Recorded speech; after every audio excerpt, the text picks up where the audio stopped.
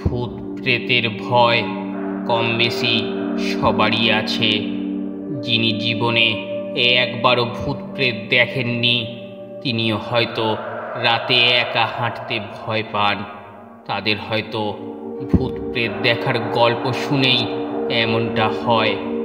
তবে আজ বলবো দিনে দুপুরে আমার নিজের চোখে দেখা এক পেতনির কাহিনী।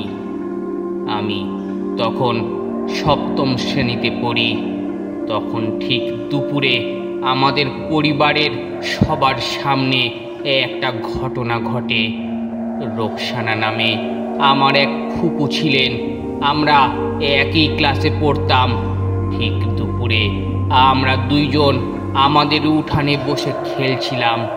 হঠাৎ আমার ফুপু রোকসানা বলল, তুই দাঁড়া, আমি একটু আসছি।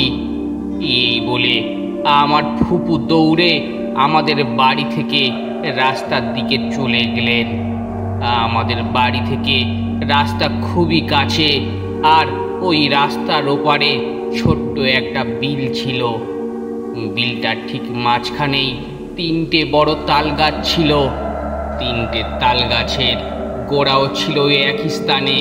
আর ওই বিলের গভীর রাতে অনেকেই অনেক ভুতুড়ে কাণ্ড নাকি দেখেছেন। যাই হোক, যা বলছিলাম, আমার ফুফু ঠিক ওই বিলের দিকেই দেখলাম দৌড়ে চলে গেলেন। এরপরে অনেকক্ষণ ধরে তাকে আর কোথাও খুঁজে পাওয়া যাচ্ছে না।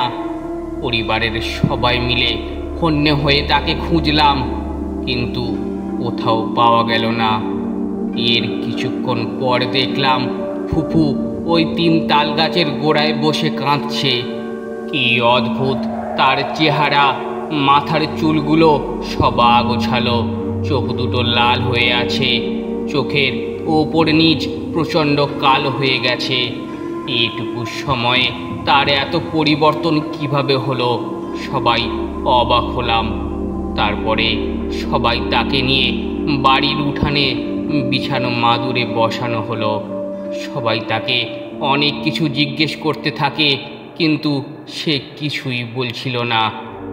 এমন সময় হঠাৎ ওই তিন তাল গাছের ওপর থেকে ফুপুর গলার আওয়াজ আসতে থাকে। সবাই প্রচণ্ড ধাক্কা খায়। ওদিকে তাল গাছের মাথা থেকে জোরে জোরে ফুপু চিৎকার করে বলছে, ওটাকে তোমরা নিয়ে গেছো কেন? ওটা তো পেতনি, আমি এখানে, আমাকে নামাও এখান থেকে।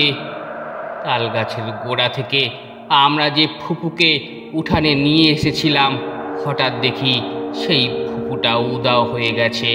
তখন আমরা সবাই বুঝতে পারলাম ওই মানুষটা আসলে আমাদের ফুপু না, আর সে কোনো মানুষও না।